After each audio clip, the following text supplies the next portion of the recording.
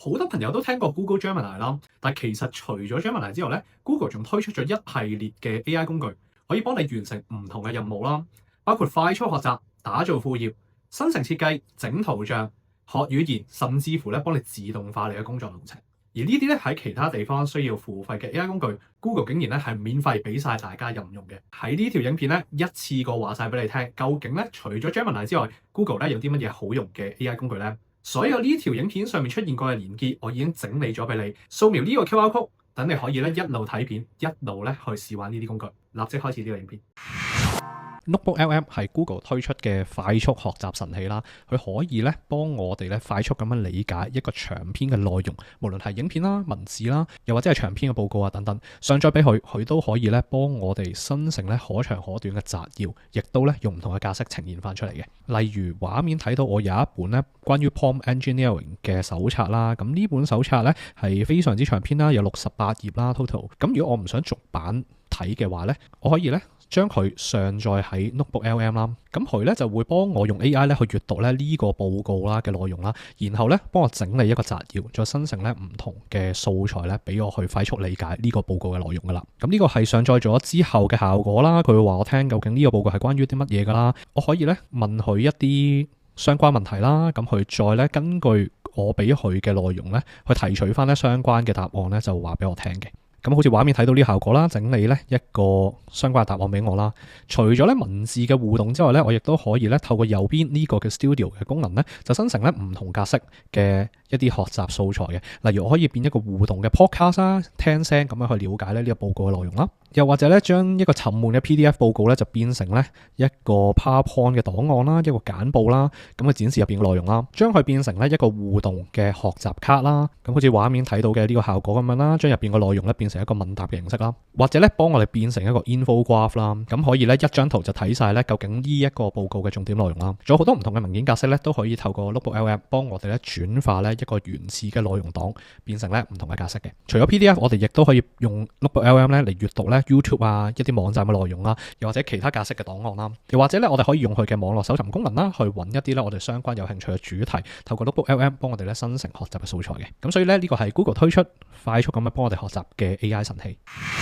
Google AI Studio 咧係可以幫我哋咧使用 AI 咧去建立網站啦，又或者係唔同嘅程式嘅。嚟到 AI Studio 呢個網址啦，輸入咧我哋嘅網站又或者咧 App 嘅描述啦，咁 model 選擇翻咧 Gemini 3 Pro 啦呢個位置啦，再撳標，佢咧就會幫我哋咧閱讀我哋嘅要求，生成咧一個 App 噶啦。咁咧呢個就係個效果啦。我哋早前咧輸入一個簡單嘅描述啦，佢咧就做咗一個咧連設計同埋功能咧都包辦咗嘅一個 App 咧俾我哋試玩啦。咁呢個咧係之前試玩過用嚟生成嘅一個 app 啦，就係咧可以閱讀我哋嘅面相啦，就分析咧我哋嘅流年運程嘅。AI Studio 咧亦都可以控制到咧一啲硬體嘅配置啦。咁例如呢個啦，我哋撳着咗佢之後咧，佢就會閱讀我嘅面相啦，然後咧俾一個流年嘅報告俾我睇嘅。咁會見到咧我建立出嚟嘅方法咧，我就咁俾咗一個指示佢啦，話佢聽我呢個 app 咧係究竟係點樣構成啊，有啲咩功能啦。咁咧佢就由個設計啦到個功能咧就幫我做晒出嚟噶啦。我哋可以下載呢個 app 啦，我哋可以 deploy 呢個 app 啦，將佢變成一個獨立嘅網站俾人用啦，又或者咧分享呢個 app 咧去俾人咧直接喺 AI Studio 嗰個試玩嘅。除咗由0到1去建立一個 app 之外咧，Google 亦都俾咗呢一啲例子我哋可以參考嘅。咁由一啲一頁式嘅網站啦，一啲圖像處理嘅 app 啦，同埋咧一啲互動元素比較強嘅 app 啦，都可以咧用 Google AI Studio 咧去生成出嚟嘅。咁如果點擊再去睇下呢一個例子啦，咁咧會見到呢個係一個食譜嘅 app 啦，佢咧亦都加埋呢一啲 agent 嘅功能咧，去幫我哋咧做一個食譜嘅準備嘅。Google AI Studio 咧係一個非常之強大嘅功能嚟嘅，咁咧可以省卻咗我哋好多咧 app 嘅開發時間啦，同埋設計嘅成本啦。亦都咧，如果你嘅副業咧係想做 app 又或者係科技類嘅產品嘅話咧，我哋都經常會使用呢種工具咧去咧開發一個 app 咧推出市場試下反應嘅。大家想知多啲 Google AI Studio 嘅操作，甚至乎點樣咧使用 AI 去由0到1寫一隻 app 去推出市場嘅話咧，下方留言話俾我知。如果大家有興趣嘅話咧，後續我哋咧會出多啲類似嘅教學嘅。咁所以呢度簡單咁樣咧，同大家睇咗 Google AI Studio 咧究竟可以用嚟做啲咩啦。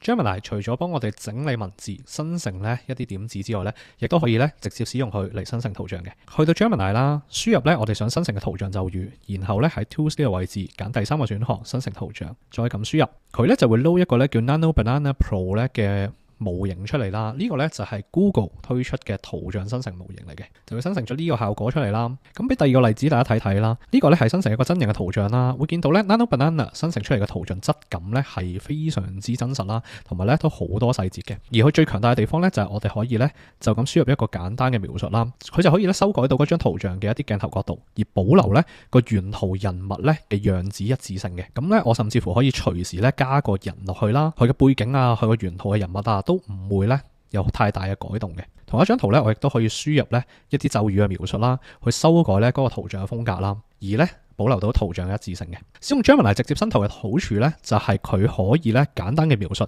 已經可以呢做到一啲呢好大幅度嘅修改啦。但係呢，佢就冇提供一啲參考嘅咒語或者圖像呢俾我哋去做一啲修改嘅。如果大家想使用 Gemini 嚟生成圖像，但係又唔知點樣寫個咒語嘅話呢，就可以去到 snakeprompt.com 呢個網站啦，就可以呢揾到一啲參考嘅圖像生成咒語啦。例如我想生成呢個效果嘅圖像啦，入到去啦，我可以直接呢撳 Use Prompt，然後呢將佢複製呢個 prompt 呢，我就可以貼上喺 Google Gemini 嗰度，幫我咧做一個圖像嘅生成噶啦。同一張圖像啦，我參考咗呢一個風格啦，就咧生成咗咧呢張新嘅圖像啦。如果你身處香港地區，受限於咧 Google 嘅一啲 AI 工具應用限制嘅話咧，你可以睇翻我哋呢一個影片，教你咧點樣突破封鎖，喺香港都使用到咧 Gemini 同埋咧其他 Google 嘅 AI 工具嘅。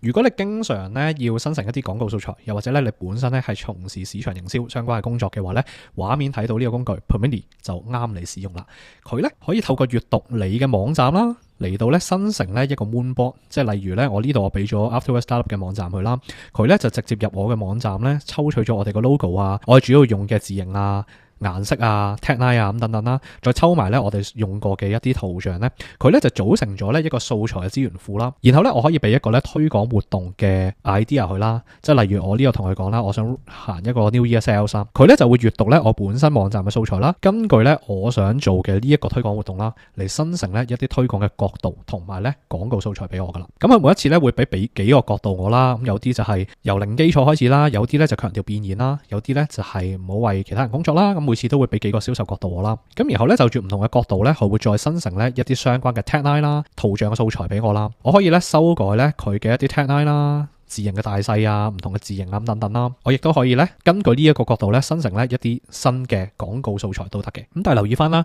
呢個咧係 Google 咧實驗性嘅產品嚟嘅啫，有時咧佢生成出嚟嘅素材咧，其實我自己經驗咧就未必可以直接使用到嘅。咁例如呢啲啦，佢會俾咗一個角度我哋啦，但係咧入邊嘅內容啊，又或者係圖像嘅設計咧，可能都未如理想嘅。咁但係咧，我哋可以作為咧一個參考，攞去入邊嘅一啲角度，用其他嘅工具，例如用翻 Nano Banana 幫我哋咧修改個圖像咧，就變成咧一個可以出到街嘅推廣活動啦。咁所以呢一點係留意翻啦。呢個工具咧適合嘅就係如果你本身係做緊 marketing 營銷嘅工作啦，又或者咧當你打造副業嘅時候，你想出廣告推廣咧你嘅平台或者產品咧，就可以用 Permini 呢個工具幫你咧去構思一啲推廣素材嘅角度啦。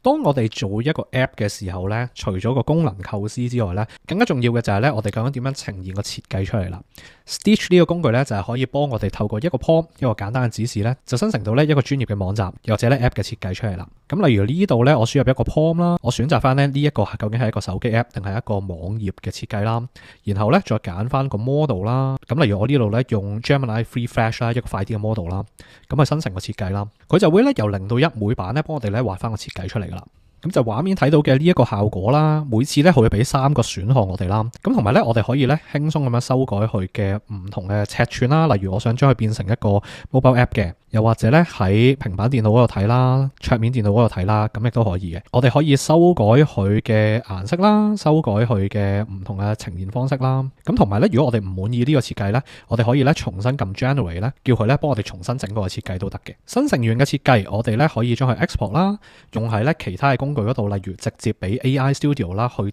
真係咧將佢生成為一個 app 啦。又或者咧，我哋可以咧下載個圖像，然後咧將呢個圖像咧就用喺咧其他嘅 Vibe Coding 工具咧去建立咧，又或 mobile app，又或者係網站都得嘅。呢個設計咧，亦都可以分享俾其他人啦。例如咧，你嘅開發 project 咧係同其他朋友一齊去做嘅話咧，你就可以透過 Stitch， 大家咧一齊去傾好嘅設計，先落手落腳咧，去真係建立咧呢個 app 或者網站出嚟啦。咁所以如果咧你係有興趣做網站又或者係 app 嘅話咧，Stitch 呢個工具咧就千祈唔好錯過，試玩一下。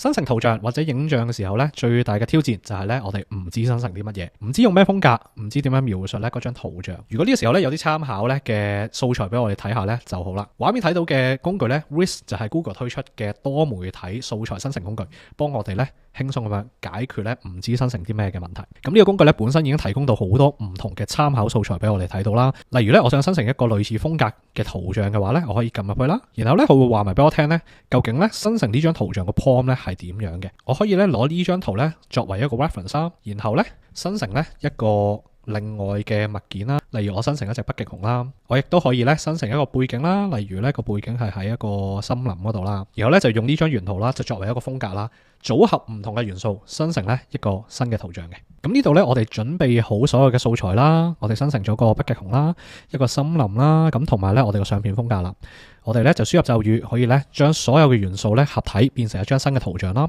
呢度可以修改我哋嘅圖像尺寸啦。如果我哋想重用呢張圖像咧，亦都可以咧用一個嘅 seed 嘅方法啦，就將佢咧未來變成一個參考嘅圖像嘅。咁咧呢個就係生成咗出嚟嘅效果啦，將3個元素咧都夾埋一齊變成一張新嘅圖啦。咁呢個咧係 Google 提供嘅另外一個咧繪圖同埋咧生成圖像嘅工具啦。最大好處就係咧我哋可以用一啲 reference 啦，組合唔同嘅素材咧，將佢變成一個新嘅圖或者新嘅影片嘅。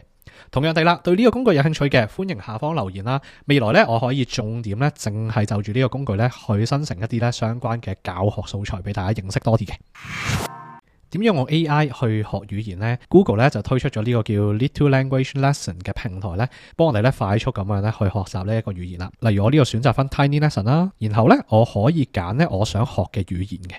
例如呢度我想學德文咁先算啦。咁咧佢最大好處咧就係我可以咧叫佢就住一個咧我想學習嘅主題嚟咧生成一啲學習嘅素材嘅。即係例如呢度我想學德文，但係咧我只係想學一啲咧同商業有關嘅德文啦。咁咧佢就會生成一啲咧只係符合商業元素嘅學習素材俾我噶啦。咁呢個素材有單字啦，有一啲 phrase 啦，有一啲短句啦，咁同埋咧有一啲 tips 啦，我亦都咧可以聽到佢嘅發音啦。Sehr geehrte Frau Schmidt, könnten Sie uns bitte die Präsentation zusenden？ 同埋咧，我想學多啲咧，我可以咧繼續生成落去嘅。咁咧，我就可以循序漸進啦，就聚焦咧學一啲單字啊、一啲 phrase 啊等等啦。我亦都可以咧隨時修改咧我想學嘅一啲主題啦。咁例如今次我改成咧，我想學一啲關於歷史相關嘅主題嘅。咁佢就幫我咧修改晒所有嘅學習內容，俾翻啲咧同歷史相關嘅德文我去學習啦。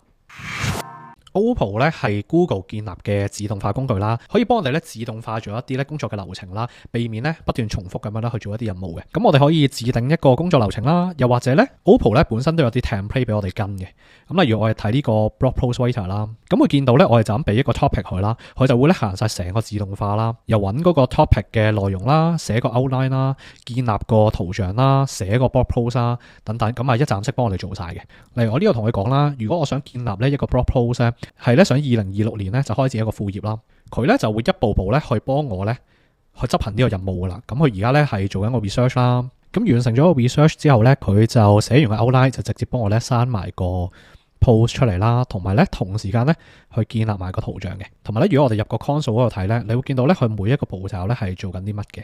咁呢個咧就係生成咗出嚟嘅效果啦。咁咧會見到咧佢俾晒 title 啊，分晒段啊，刪咗個圖像出嚟啊，咁樣啦。咁基本上咧成個流程咧，我哋都係俾一個主題，佢咧就自動咧幫我哋完成晒成個任務啦。咁我哋可以 share 呢條 link 俾人睇啦。咁我哋可以下載咧成個生成咗出嚟嘅文章啦，擺落我哋自己個 blog 嗰度啦。我哋咧亦都可以咧直接睇個成果嘅。咁咧佢仲有其他嘅自動化 template 啦，可以俾大家玩下啦。咁亦都可以咧自定一個自動化嘅 template 啦。咁但係留意翻啦 ，Opal 呢個自動化嘅工具咧，同其他自動化工具嘅定位咧，例如 Mac 啦，又或者 N8N 有啲咩唔同咧？佢最主要嘅定位咧就係佢只可以用到咧 Google 自家嘅工具嘅，即係例如咧個 AI 我哋只可以用到 Gemini 啦，我哋只可以咧將啲檔案咧存放到喺 Google Drive 啊，又或者咧係用到 Google Doc 啊咁等等啦。但係咧 N8N 或者 Mac 咧呢啲其他嘅自動化工具咧就可以連結到咧其他非 Google 係嘅軟件啦。咁所以咧 Opal 咧我自己覺得咧係一個受限咗嘅自動化工具，完成一啲簡單任務咧係綽綽有餘嘅。又或者咧，如果你大部分嘅工作咧都係喺 Google 嘅產品咧嗰度完成嘅話咧，咁可以試玩下 Opal 啦。但係呢一個比較完善啲嘅自動化或者建立一個 AI agent 啊等等嘅 workflow 咧，咁用翻 N8N、Make.com 呢啲咧其他嘅工具咧就會比較適合啲啦。咁同樣道理啦，如果大家想知多啲 Opal 嘅使用方法，甚至乎咧想了解多啲 AI 自動化，例如 N8N、Make.com 呢啲咧自動化嘅流程係點樣打造嘅話咧，下方留言話我知，後續咧我哋會推出詳細啲嘅教學嘅。除咗咧啱啱提到嘅呢啲工具之外啦，其實 Google 咧係不斷會推出咧唔同嘅 AI 工具啦，以一個實驗嘅形式咧去幫我哋咧解決唔同嘅任務同埋咧我哋唔同嘅需要嘅。咁呢啲工具咧全部都可以喺一個咧叫 Labs.Google 嘅網站嗰度揾到啦。咁呢個影片咧就 cover 唔晒咁多個工具啦，但係咧我都建議大家咧可以去下呢個網站咧睇下 Google 咧其實除咗 Gemini 之外，有啲乜嘢咧其他嘅 AI 工具咧可以適合俾大家試玩下嘅。如果入到呢個位咧，佢甚至乎咧會幫我哋分晒類嘅，咁有啲係學習為主啦，有啲係玩為主啦，有啲係建立素材為主嘅。以上提過嘅工具，邊個咧你認為最有用呢？又有邊個咧你想了解多啲佢嘅詳細使用方法呢？歡迎喺下方留言話俾我知。中意呢個影片嘅，歡迎俾我 like 我哋啦，訂閱我哋嘅頻道啦。後續我哋都會不斷分享咧唔同嘅 AI 工具應用同埋咧副業打造嘅知識俾大家認識嘅。我係 Morning，多謝你收睇呢個影片，我哋下個影片再見。